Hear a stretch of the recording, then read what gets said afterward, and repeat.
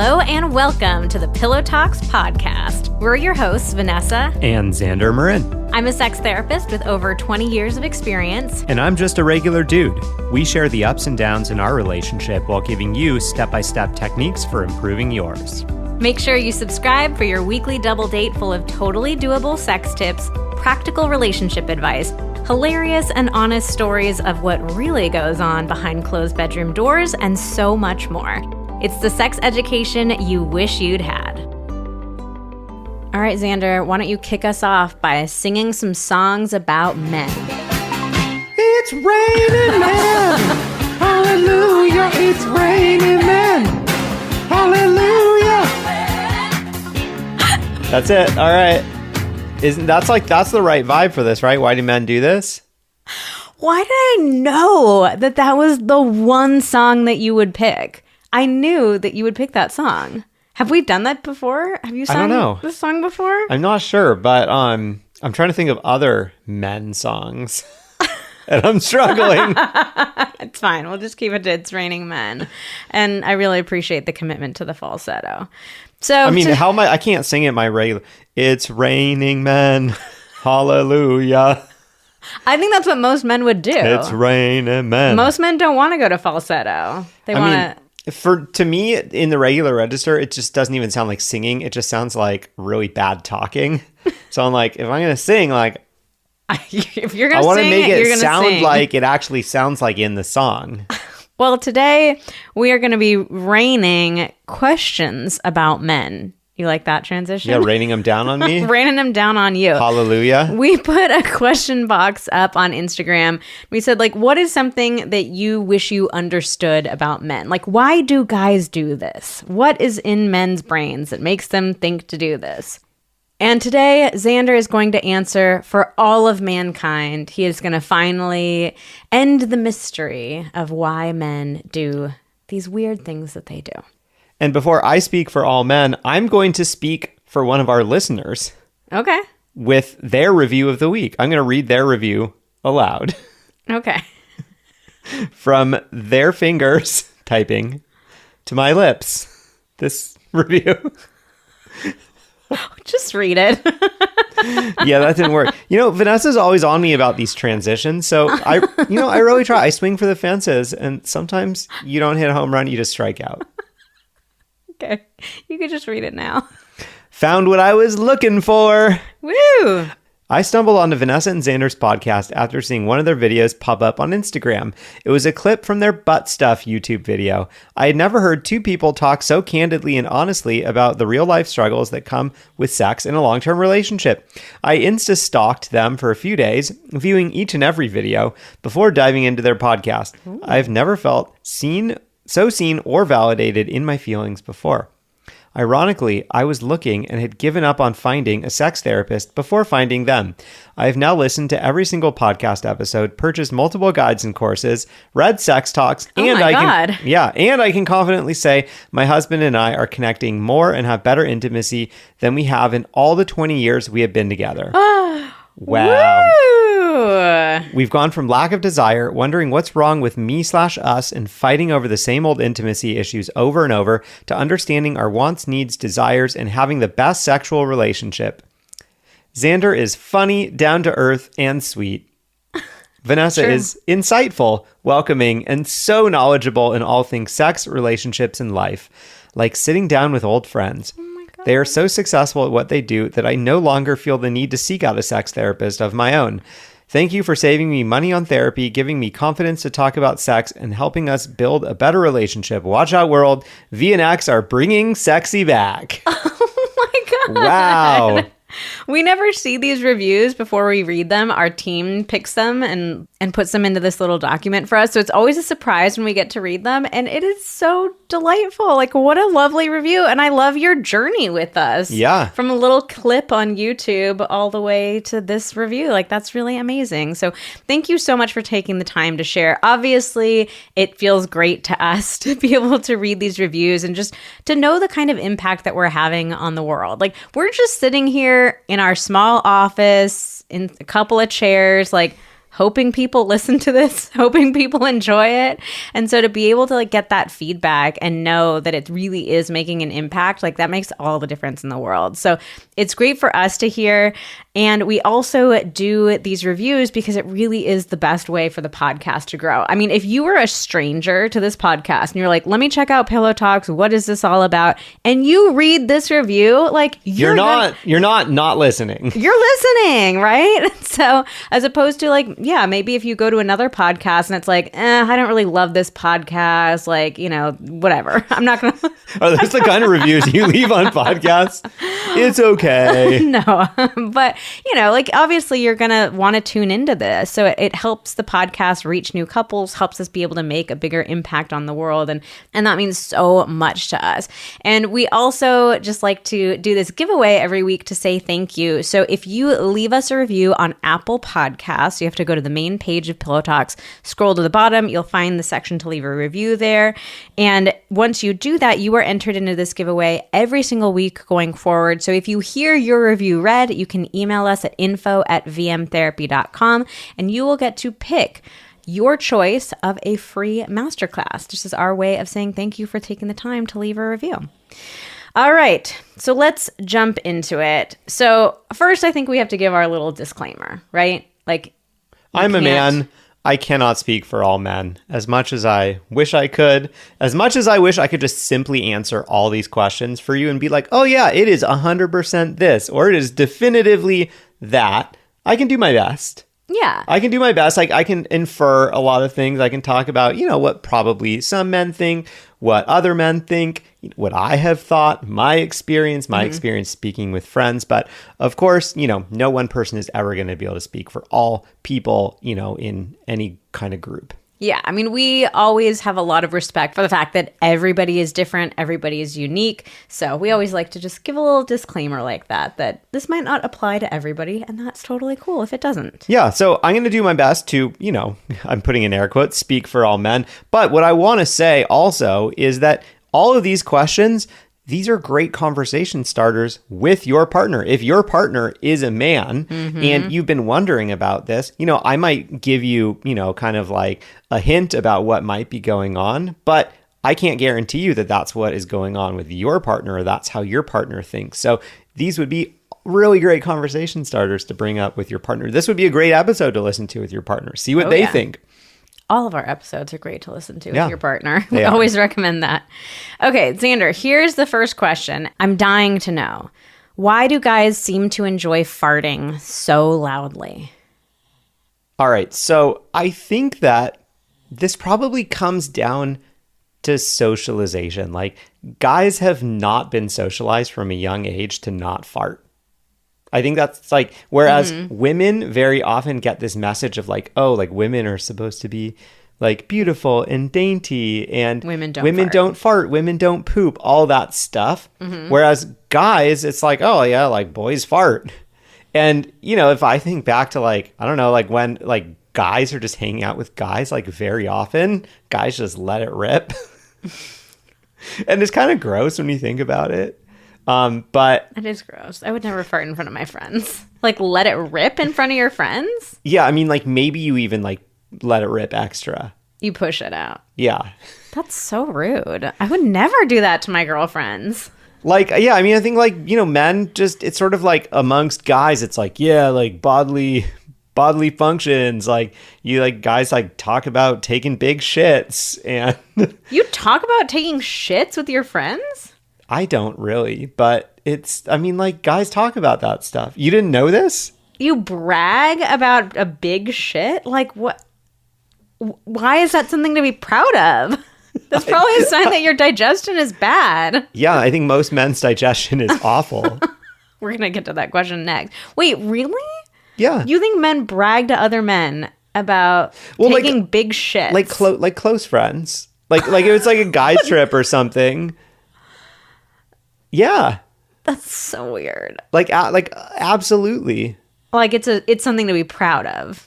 Or are you making fun of it? Like, oh, like Fred takes such big shits. I don't know. Probably a little bit of both.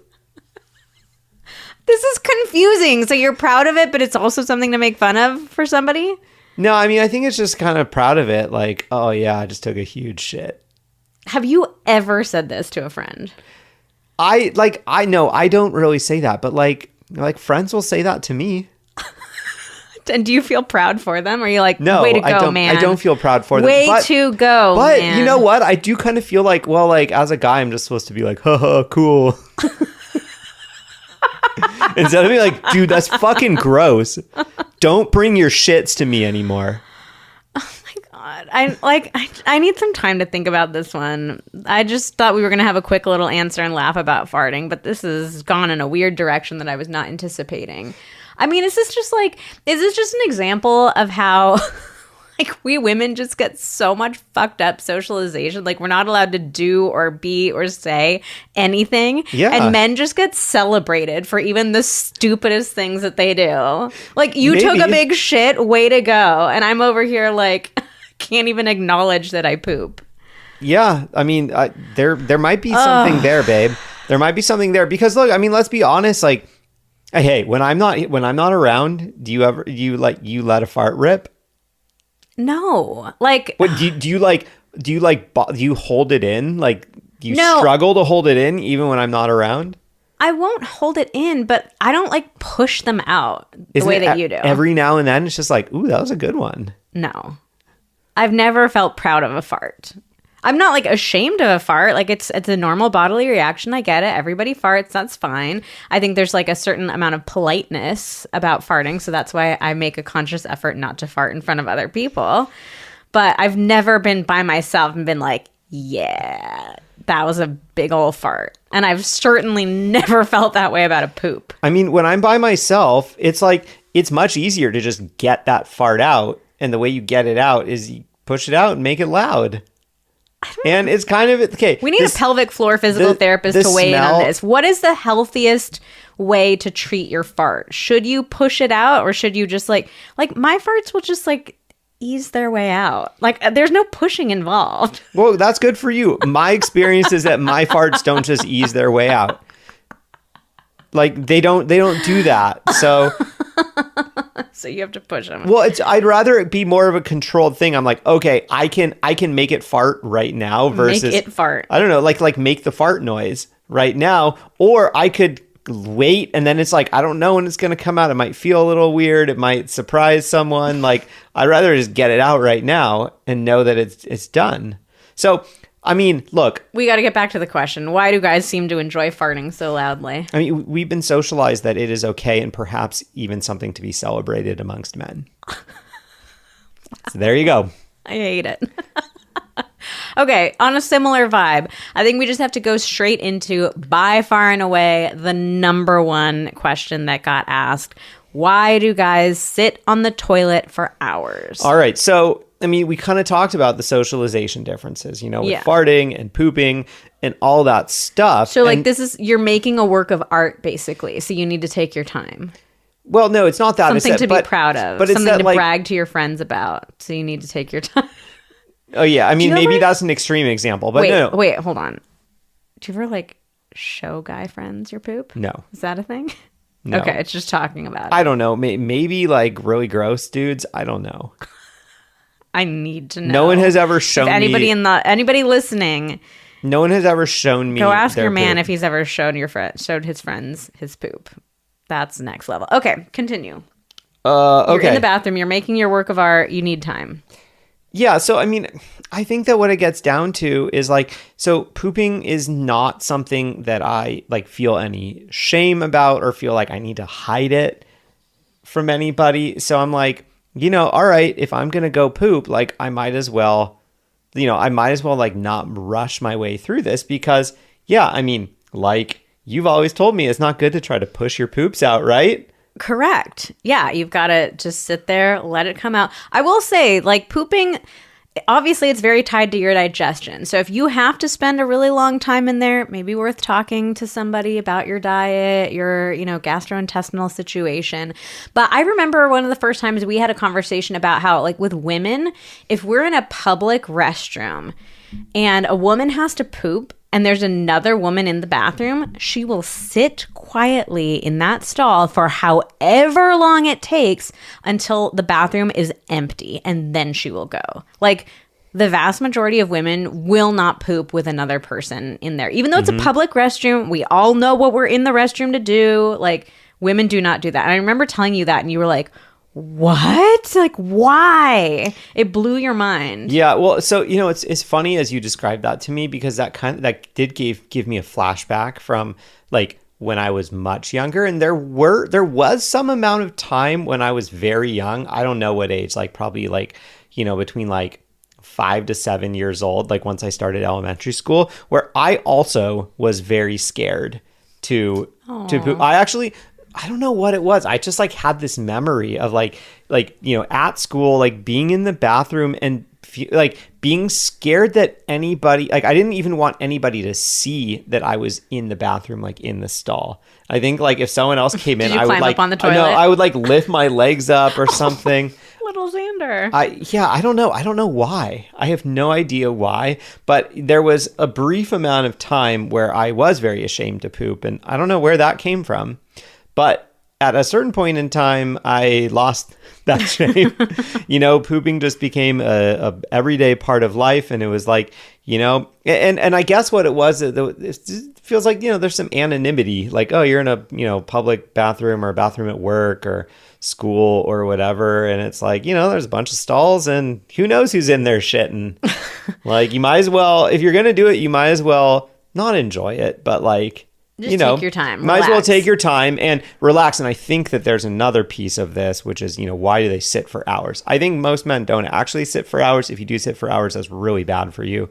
You definitely should never do that. But I think that there's an element of like, also sort of like a break. Okay, I got to poop. Yeah. I'm going to take a break. I'm going to pull out my phone. I'm going to pull out a book. I'm going to do some reading, watching a show, whatever it is. Now we have so many options now with smartphones. So see, here's the thing is like, I have definitely experienced being annoyed by you being in the bathroom for so long, or like we're trying to go and you're like, oh, got to go to the bathroom. But I do think that men are kind of onto something, because I think women, and especially moms, like we're rushing all the time, and we feel like, because again of socialization, crappy socialization, it's not our fault, but we feel like we're not allowed to take a break. And so even like peeing, we're pushing it out, like trying to make it happen as quickly as possible. Pooping, we're pushing it out, trying to make it happen as quickly as possible. Yeah, and that like, sounds awful. Not only is it not good for your body, like see a pelvic floor physical therapist, they will tell you these are not good pooping and peeing habits to have, but it's also just indicative of our inability to like slow down and take a little bit of a break, that we're so freaking overwhelmed. And maybe this gets back into a bigger like mental load and responsibilities issue. Like you might need to have a serious conversation with your partner if you don't even have the time to poop and your partner's like in there 30, 45 minutes every single day. But I do think there is something to be said about giving ourselves that same permission as women to like take a break when we need to take a break. Yeah, absolutely. I think that there's, I mean, it's, it's not like the most enjoyable place to take a break. I'd far rather take that same break on the couch or something, but it's more of a like, okay, I got to do this. It's in the middle of the workday, or, if it's at some time where I'm not like, oh my God, I have to be out of the house in 5 minutes. Like, hey, I might as well get a little enjoyment out of this. Well, I like, we could do a whole episode on this, because I think most of us really struggle to take breaks in front of our partners. Like, and I'll be honest, if I'm like running around doing stuff and I see you on the couch on your phone, like that's annoying. Yeah, I know. I'm like, motherfucker, like I'm over here doing all this stuff. Even though in our relationship, like we've put a lot of work into making sure that our mental load and our responsibilities feel balanced, right? And I will also feel self-conscious if you're doing something and I'm like sitting there taking a break on my phone or watching a show or something like that. I just think like we feel this discomfort around showing like just taking a little bit of a break. I think even with our partner, we feel like I'm supposed to always be doing something. I'm supposed to show them that I'm productive and I'm busy and I'm doing all the things. And like, that's so sad. Yeah, but the toilet is behind closed doors. So that's why men escape to the bathroom. Yeah, it's an escape. It's like it's behind closed doors. There's plausible deniability. Like, oh, well, I was pooping too. Like, I had to poop. Yeah. So you can't be that mad at me. So yeah, I think it's kind of a range of those things. It's like, for, the personal reason is, hey, if I'm doing this, I might as well take a break. Like, I want to take a break. It's really like great multitasking, honestly. Like, you're taking a break and pooping, which is something that you have to do. And men can't multitask. Yeah, it's the one time men really can multitask. But it's also like, it's a way to take a break without being observed. without feeling like you are incurring the judgment of your partner, even though obviously men, because of the prevalence of this question, you are being judged for this. I promise you. Yeah, you're not getting away with it. You're not getting away with it as much as you think you are. So maybe this is a really valuable conversation for all couples to have, is like, how do we allow each other to have some freaking spaciousness in our days, to like take a little break every now and then, and to not judge ourselves for needing that break and not judge each other for needing that. Okay, let's go on to the next question. Why do guys get so goofy and gropey when trying to initiate sex? And so we got another question like very similar to this. It was like, why do guys always do the boob honk?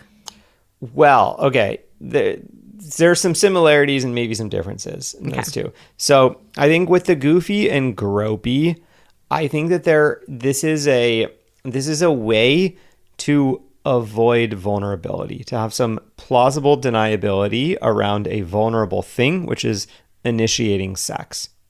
And I can definitely say this from experience. I have fallen into this trap many times in my life.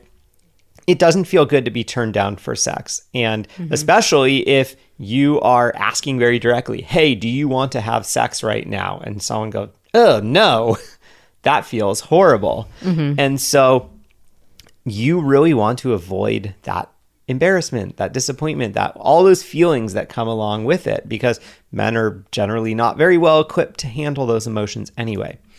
And so what's an easier way to get let down? It is to have some plausible deniability, to be able to say, oh no, I was just joking. And what's a really great kind of joke thing? Like, oh, kind of goofy or gropey initiations, because you can easily kind of deflect into, oh no, like, I wasn't initiating sex. Like, then it's like more like, for your partner, like, what were you thinking? Yeah.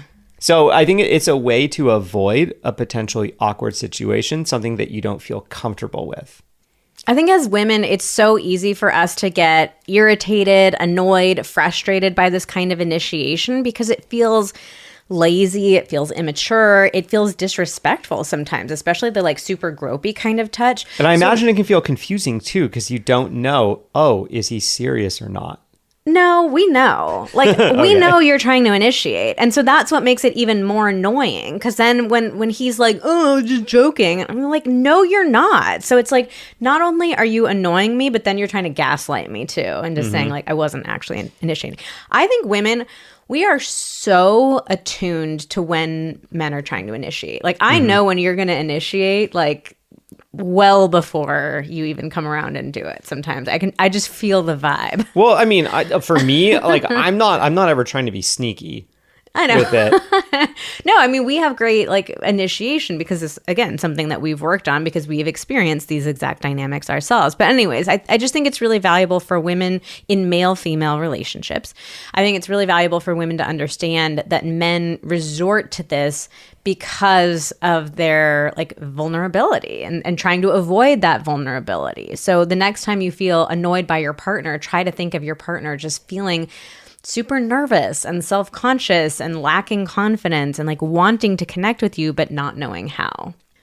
And if this is something that you want to be better in your relationship, if you want initiation to feel like the exciting, thrilling invitation that it should feel like, then definitely check out our course, The Art of Initiation. We will link to that in the show notes for you. But again, this is like another one of those things that we struggled with in our own relationship. And once we figured it out, like we got super passionate about sharing our techniques and resources with people because we know like this is actually what was the poll that we did. We asked people, do you like the way initiation works in your relationship? Only 17% of people said yes. So 83% of couples are like, this, this sucks. Like, we want it to be better.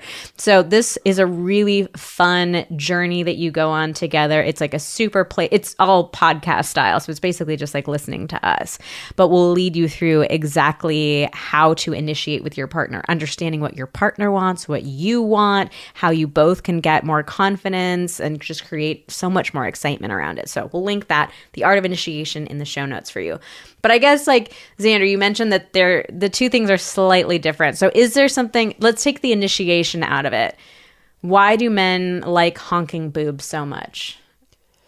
So, I think, okay, obviously there is the element of like, men don't have boobs in the same way that women do. So there's a novelty factor, of course, but that can't explain all of it. I think when it comes to the boob honk and some of the more like gropey or just kind of like gross sex jokes that guys like to make, I think it's a lack of confidence and a lack of maturity around sex.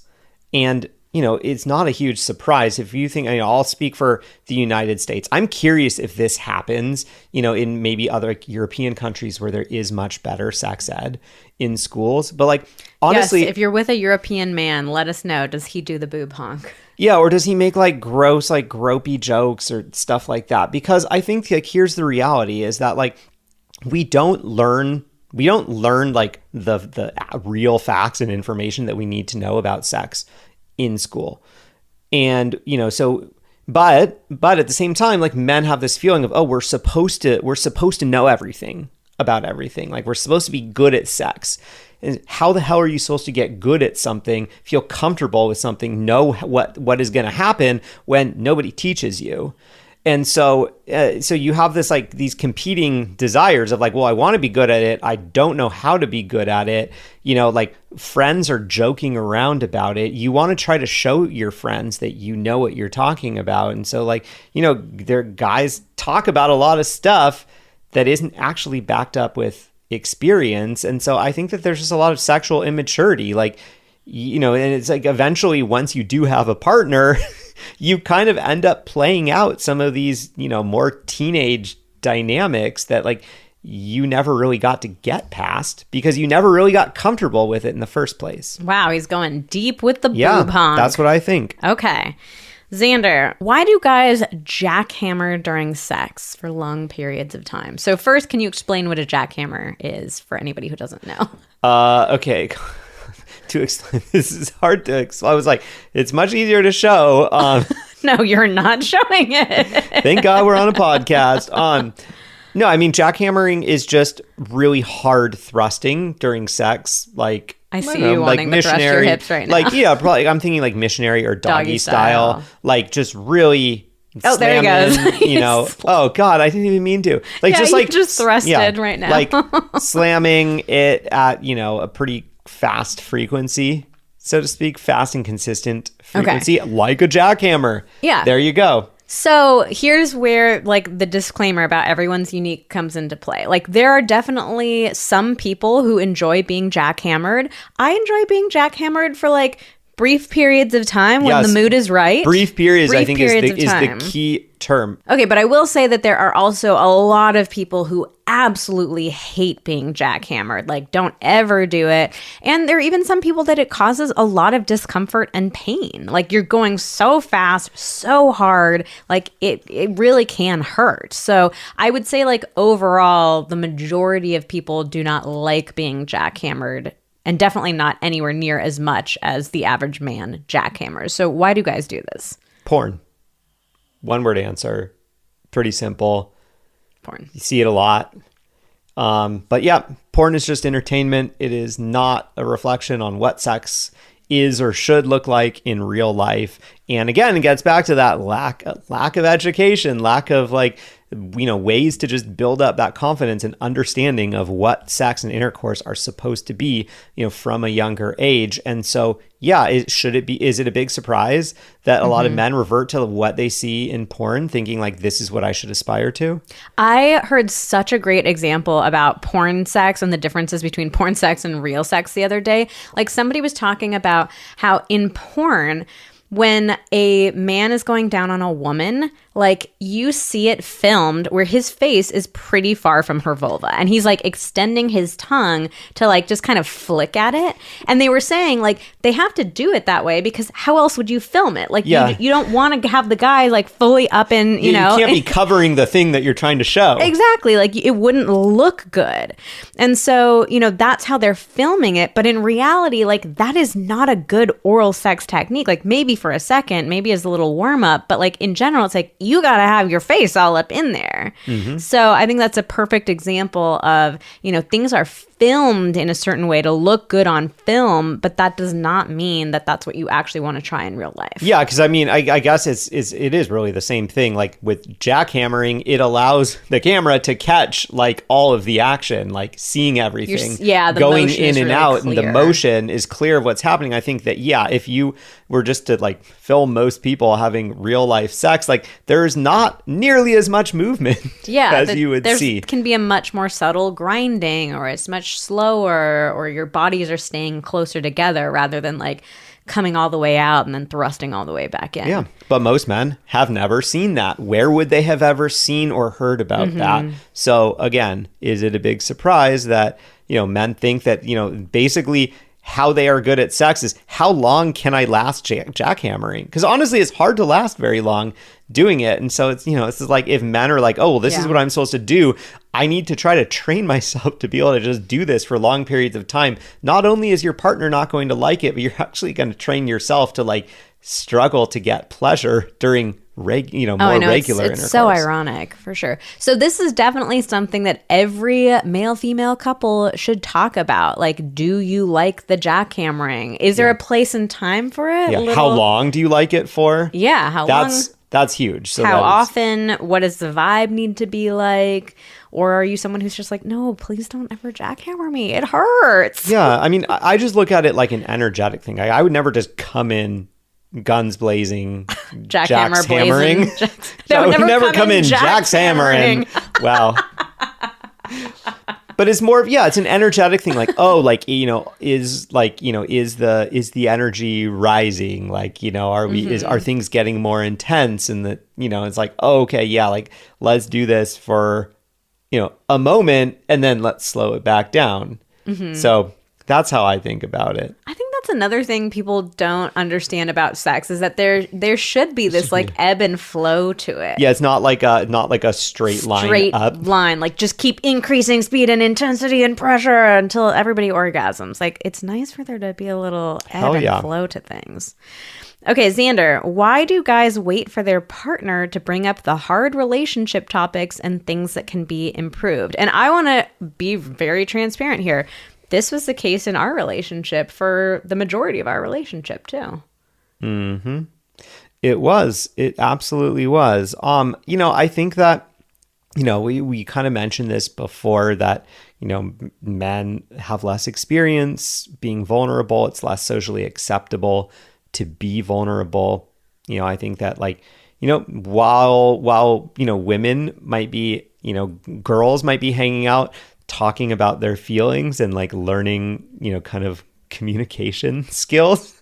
Men, on the other hand, are joking about farts and shits and like make it and like, kind of like blustery sex stuff that blustery. I'm trying to think of like the right word, like talking about sex even though they're not actually doing it. Braggadocious. Yeah, braggadocious sex talk. So yeah, like, and, of course, then there's all these messages of like, oh, men don't talk about serious things, or, men don't talk about feelings, you want to be the strong, silent type. So if that's the way that you have been socialized, then like, it's not going to feel comfortable to bring up a hard topic, especially if you don't feel confident in like how to have the conversation. But I think here's the key is that I don't think that most men are oblivious to like what these hard conversations are, what they need to be. Like I think that, there might be this perception of like, oh, well, like, why do I as a woman have to always bring up the hard topics, and then like, the guy's like totally caught off guard. I think most guys have a sense of like what the issues are, and it's more of a sticking your head in the sand or being avoidant than it being like, oh, I had no idea. Of course, there are always going to be situations like that, and that could be any gender, where it's like one partner brings something up and the other partner is like, I had no idea about that. But I think that, guys very often, we've been socialized like you got to fix your own problem. You got to fix stuff on your own. There's a competence issue that comes up for men. Like men are supposed to be competent. You're supposed to know what you're doing. You're supposed to do things right. You shouldn't need to ask for help. Yeah. So you're going to try to avoid those conversations. And, I've spent tons of time deluding myself, trying to avoid those conversations, being like, well, if I can just buy a little time, maybe I can fix this problem. Maybe it will just get better on its own. Maybe I'll try this. I'll try anything but talking about it to try to make this problem go away so that we don't have to have the conversation. So do you have any advice for a woman in a relationship with a man who's like, I'm tired of having to always be the one to bring stuff up. Like, how do I get him to be invested in our relationship too? I think one thing that can be really helpful is planting the seed that you want to have a certain conversation rather than just bringing it up in the moment. Like, hey, we need to talk about this right now. Because I think that, men, who have been more, traditionally socialized can really struggle with that in the moment, because it's like, you're like, oh no, I don't want to talk about this now. I'm not ready. I don't know how to have this conversation. And that's just like starting on a horrible footing. So one thing that can be super helpful is be like, hey, I would love to have a conversation in the next couple of days about this topic. I want to give you some warning so you have some time to think about it or ask questions or whatever. And, either scheduling when you're going to have that conversation or just saying like, hey, I'd love you to think about this and, we'll circle back to this in a couple of days, because that can give him some time to think about it. He's not going to be caught off guard anymore. He can have time to think and sort of process, because I think guys just need longer, at least at first, to process things and kind of figure out how they really feel about something. So I think that is a great first step.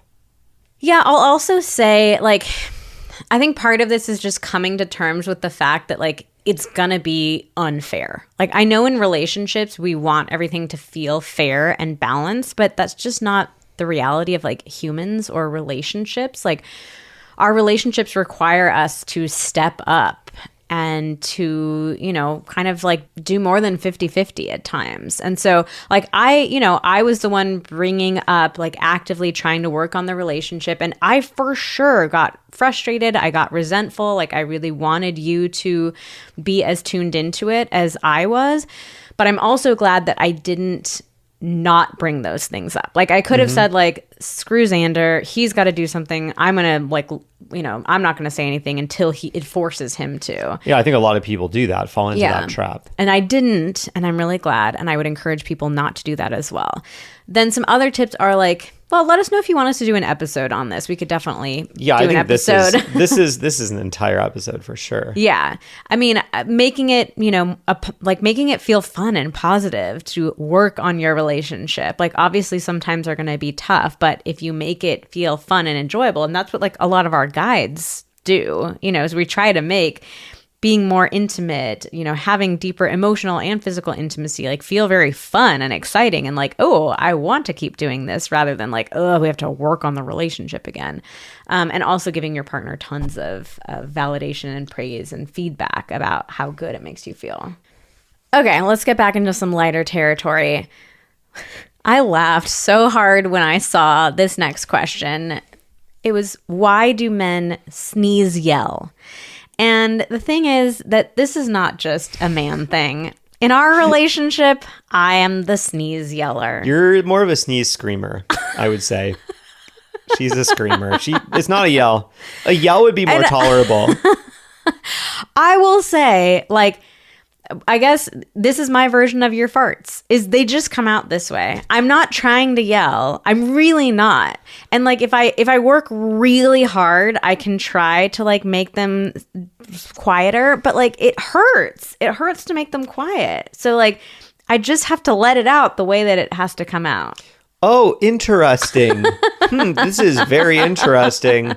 But I'm not pushing it. That's the difference. I'm not pushing it.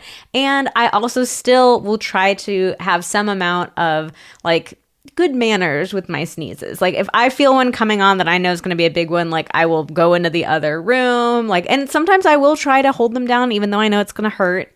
So I still have some manners about it. But like if you're a sneeze yeller, you just are a sneeze yeller. I can't do a quiet, like girly little like. That's I've always wondered about those. Like, how do people do that? I have no idea how you do that. Then again, I was going to say, I have no idea why men sneeze yell. I don't. I feel like I have fairly a normal sneeze. You have a normal sneeze, and that's just how my sneeze is. Like trying to somehow yell while doing that seems very like, weird. It's a lot of pressure that's like built up, and you just have to like let it go. So yeah. That's all. I'll explain that one for you. Let men and women sneeze the way they sneeze. I really don't think, I think, of course, like maybe some people are hamming it up because they think that it's funny. And if you think your partner's hamming it up, you can definitely talk to them and say like, hey, can you try not to do that? Or like go into a different room if you have to, or just try to make it a little quieter, or like into a like Kleenex or something like that.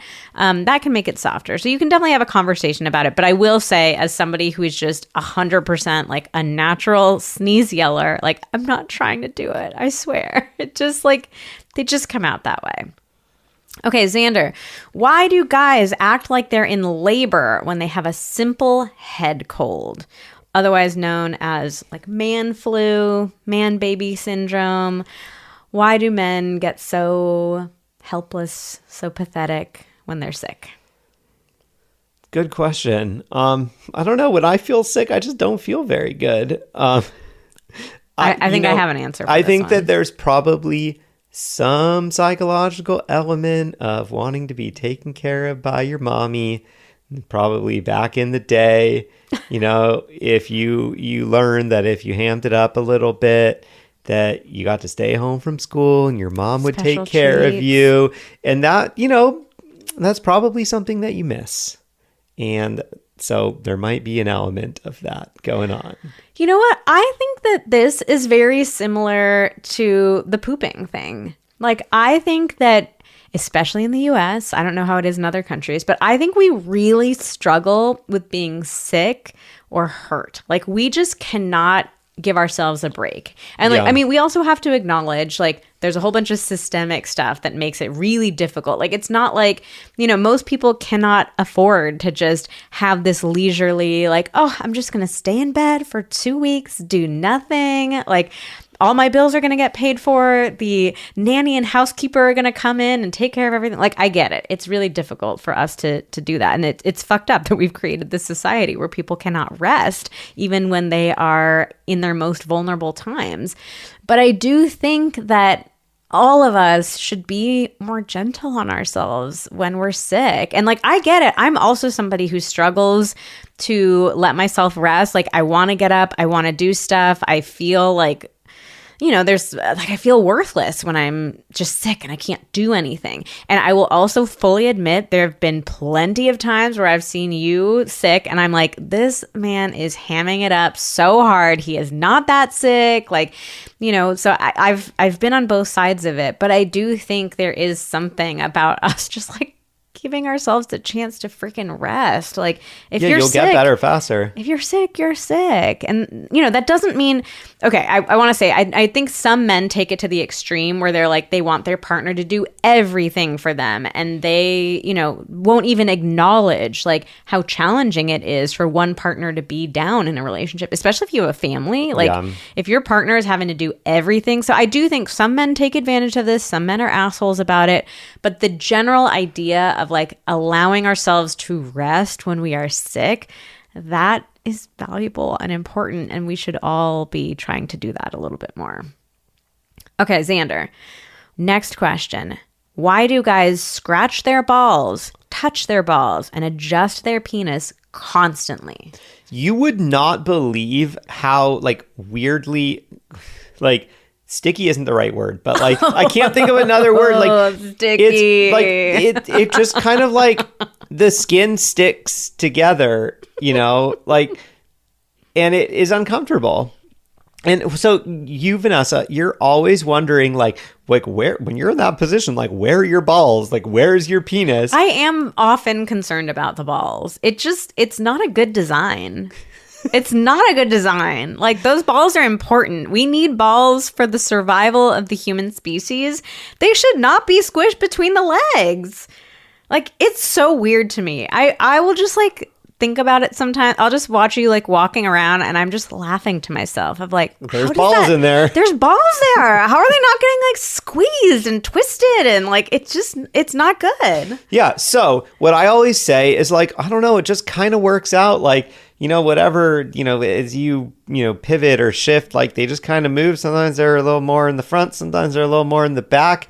But I think the trade-off there is that they do tend to kind of like stick to the sides of your legs and, you know, just in your groin area. And so, well, obviously, like that's why man spread, it feels pretty good to just feel those balls disconnect from both sides of your legs. I'm doing that right now. It's great. I did that and I'm like, oh yeah, it's a good feeling. Like, oh, okay, good. Like they're not, like I can feel them coming unstuck.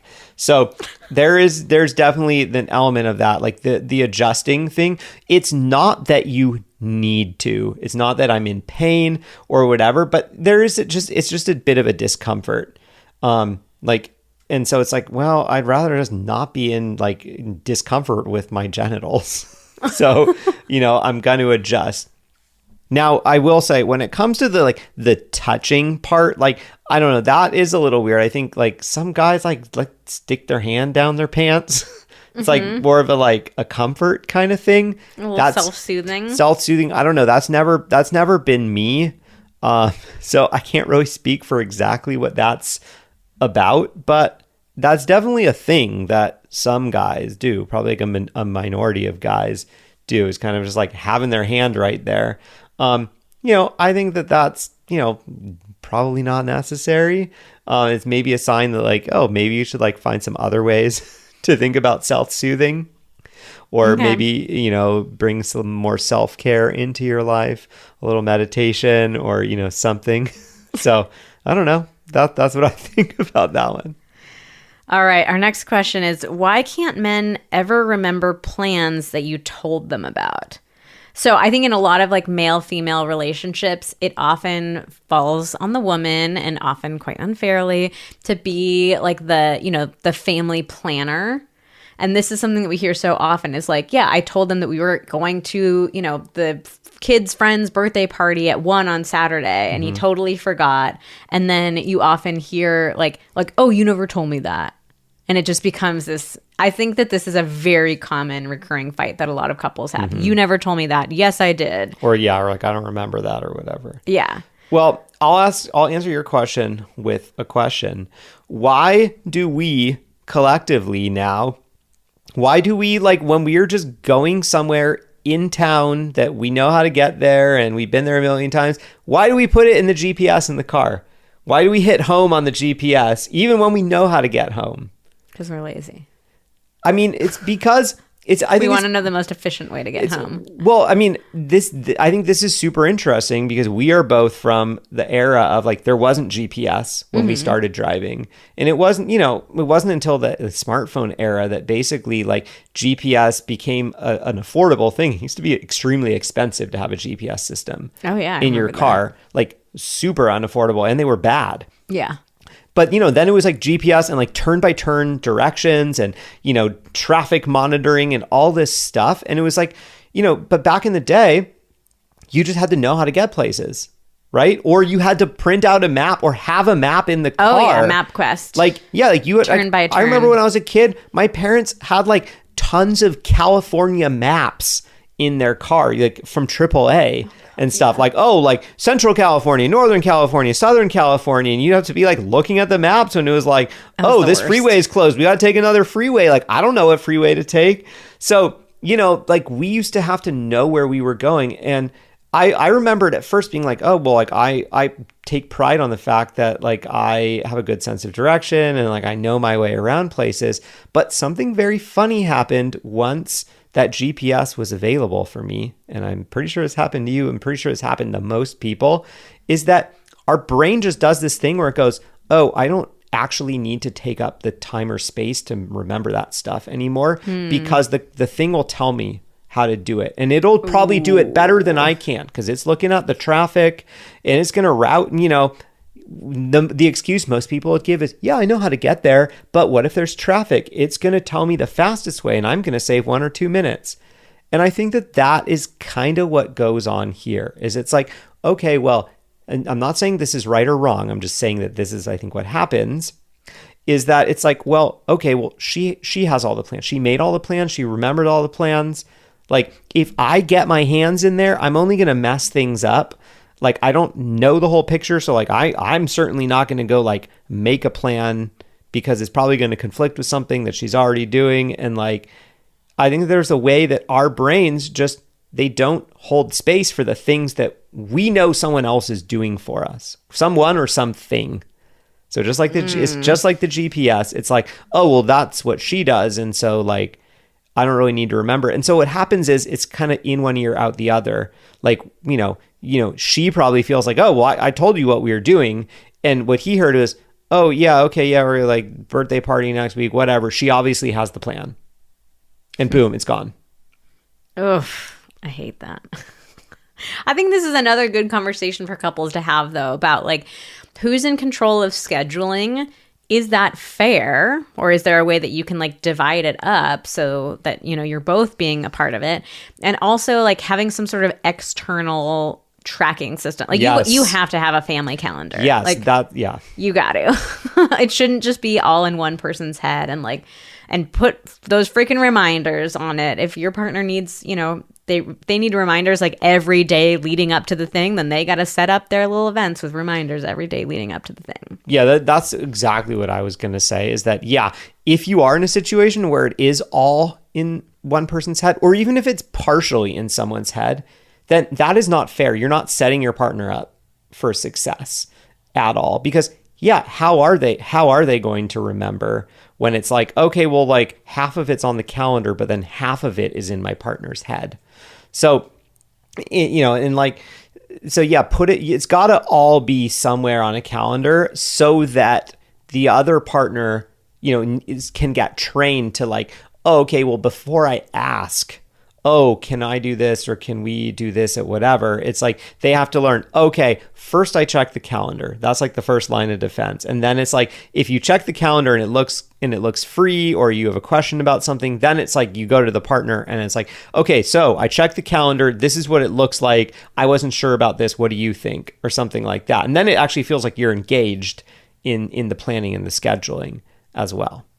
Or even if it's like your partner is, here's a great thing for guys, if your default is not to be the planner type, or you're like thinking, oh yeah, she just has it in her head, so I don't really need to remember, is that it's like what you want to do is get to the point where if she says, oh, hey, like we're going to go over to Jill's tomorrow for like, the kid's birthday party or something, what you should think of is, is that in the calendar? Like, let me add that to the calendar right now. And that's a way to get engaged with it. It's not that you need to remember everything as well as she does. It's that you need to come up with a system that is going to work for both of you.